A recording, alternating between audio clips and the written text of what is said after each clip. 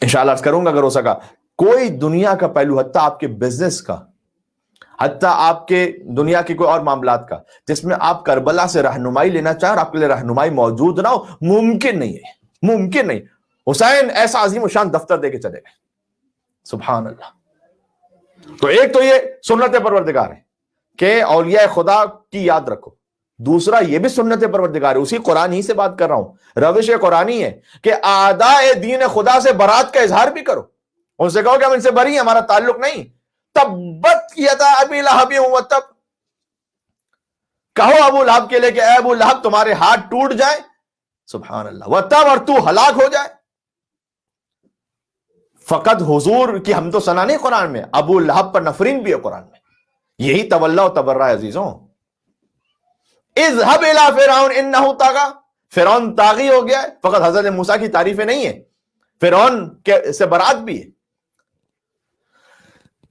بعض لوگ اگر تولا کے بغیر، تولا تبرہ کے بغیر ہے، وہ تولا ہے نہیں، یہ دونوں لازمی جز ہیں ایک دوسرے کا، اور عزاداری میں یہ دونوں شامل ہیں۔ عزاداری میں مولا حسین علیہ السلام، ان کے آبا و اجداد، ابناء طاہرین، ان سے مودت کا اظہار بھی کرتے ہیں، یزید اور اس کے خاندان بنی امیہ سے برات کا اظہار بھی کرتے ہیں، یہی عزاداری ہے۔ عزیزوں بات سے بات نکلتی چلی جا رہی ہے، لیکن میں چاہتا ہوں کہ یہ دیباچہ محرم الحرام میں ساری باتیں آ سکیں آپ کی خدمت میں انشاءاللہ العزیز۔ جہاں تک عزاداری کے مقصد کا تعلق ہے، جناب ہم یہ کیوں کر رہے ہیں کام؟ ایک تو ہم نے کہا سنت قرآنی ہے، اتنی ساری آیات کو پیش کر دیا، اب اس سے ہدف کیا حاصل ہوگا؟ دیکھیں سب سے پہلے تو ایک ماں کے دل کی تسکین ہے، سب سے پہلے یہ بات ہمیں ذہن میں رکھنی چاہیے، ساری باتیں ایک طرف، سب سے پہلے دل سیدہ کی تسکین ہے، بس یہی ایک کافی ہے مقصد۔ یعنی جب کسی ماں کا بچہ مظلومیت سے مار دیا جائے اور کوئی ان ماں کے پاس پرسہ دینے کے لیے جائے، تو یہ سوال تو نہیں ہوگا نا کہ آپ کس مقصد سے رو رہے ہیں؟ ارے مقصد سے رو رہے ہیں کا کیا مطلب ہے؟ ہم ان کا غم بانٹنے کے لیے آئے ہیں، بس اسی لیے رو رہے ہیں۔ تو اصل تو ہدف یہ ہے کہ بی بی سیدہ کے دل کی تسکین۔ لیکن جب آپ کسی کے یہاں پرسہ پیش کرنے جاتے ہیں اور تعزیت کے لیے وہاں بیٹھے ہوتے ہیں، کسی کے یہاں میت ہو گئی، آپ گئے تعزیت کے لیے، تو پھر وہاں کون سی باتیں ہوتی ہیں؟ تعزیت آپ نے پیش کی، وہاں پر تسلی دی سوگواروں کو، پھر انہی کے خاندان اور گھر کی باتیں ہوتی ہے نا، جو گزر گئے ان کی بات ہوتی ہے، ان کے اہل و عیال کی بات ہوتی ہے، ان کے رفقا کی بات ہوتی ہے، ایسا ہی۔ تو جب آپ مولا حسین علیہ السلام کی تعزیت ان کی ماں حضرت بی بی فاطمہ سلام اللہ علیہا کی خدمت میں پیش کریں گے، تو خود بخود باتیں کس خانوادے کی ہوں گی؟ اصل مقصد ہے ہمارا تعزیت، لیکن اس تعزیت کی وجہ سے جو گفتگو ہوگی وہ کون سی گفتگو ہوگی؟ ظاہر خانوادہ حسین ہی پر بات ہوگی، بڑی نیچرل بات ہے، بڑی عقل میں آنے والی بات ہے۔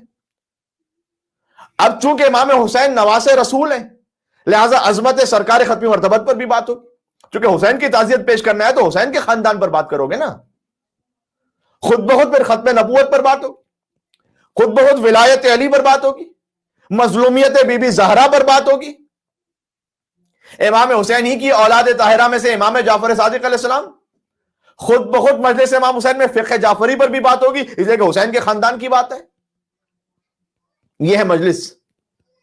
انہی کی اولاد میں سے حضرت حجت امام زمانہ عجل اللہ تعالیٰ فرجہ شریف، تو مجلس امام حسین میں فلسفہ انتظار پر بھی بات ہوگی، ظہور کی علامتوں پر بھی بات ہوگی، امام حسین کے خاندان کے بارے میں جو کچھ قرآن میں نازل ہوا قرآن کے آیات پہ بات ہوگی، تمام صفات حسنہ پر بات ہوگی، اس لیے کہ ہر صفت حسن کا تعلق ہی اس کا معیاری خانوادہ حسین ابن علی، تو عزاداری میں ان سب پر بات ہوگی۔ لیکن یہ سب کا سب صدقہ ہے کس کا؟ گریہ بر ابا عبداللہ حسین علیہ السلام کا، سبحان اللہ سبحان اللہ۔ یعنی کیا؟ یعنی مجلس میں یہ سب تو ہو لیکن بکا علی الحسین نہ ہو تو مجلس نہیں ہے پھر، صحیح ہے؟ اور اگر کچھ بھی نہ ہو فقط حسین پر گریہ ہو جائے مجلس مکمل ہے۔ اصل عنصر عزا امام حسین میں وہ امام حسین پر گریہ، یہ یاد رکھیے گا، امام حسین کا ماتم عزاداری ہے، باقی سب وہ ذکر امام حسین کا صدقہ ہے۔ تو ائمہ کے ادوار میں تو آپ جانتے ہیں کہ مجلس فقط مرثیہ ہی کی صورت میں ہوتی تھی۔ بعض مومنین ہمارے عزاداری کے بارے میں کچھ طریقہ کار کو دیکھتے ہو، کہتے ہیں کہ مولانا صاحب یہ تو ہماری سمجھ میں نہیں آ رہا، فقط ویسے عزاداری ہونی چاہیے جیسے امام کے زمانے میں تھی. میں اس بارے میں بھی آتا ہوں، بات کرتا ہوں کہ ساری کنسپشنز جو ہے نا کلیئر ہو جائیں.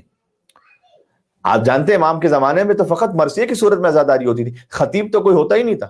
تو اگر کوئی خطیب ایسی بات کر رہا ہے کہ ہم تو صرف وہ عزاداری کریں گے جو امام کے زمانے میں سامنے ہوتی ہوئی دیکھی ہم نے، تو پھر خطیب کو خطابت ہی نہیں کرنی چاہیے. کس خطیب نے خطابت کی ہے امام کے سامنے سوائے مرثیہ پڑھنے کے؟ عزاداری امام حسین علیہ السلام میں اس زمانے میں کوئی تقریر کا سلسلہ نہیں ہوتا تھا کہ 1 گھنٹے کی گفتگو ہوگی، آخر میں 10 منٹ کے مصائب ہوں گے، ایسا کچھ نہیں تھا. امام کے زمانے میں تو فقط یہ تھا کہ امام شاعر سے کہتے تھے کہ جاؤ میرے جد کا مرثیہ پڑھو. مرثیہ ہوتا تھا، امام گریا کرتے تھے، اصحاب گریا کرتے تھے، حتیٰ اہل بیت اطہار امام کے گھر کی مستورات وہ بھی پردے کے پیچھے تشریف فرما ہوتی تھی، وہ بھی گریا کرتی تھی، مجلس مکمل ہو جاتی تھی. یہ ہے مجلس، امام کے زمانے کی مجلس تو پھر یہ ہے. تو غور کیجئے گا. اس لیے میں کہہ رہا ہوں کہ اصل مجلس یہ ہے، باقی جو کچھ ہے وہ امام حسین علیہ السلام کے خانوادے کی برکت ہے، ان کے نور کا صدقہ ہے.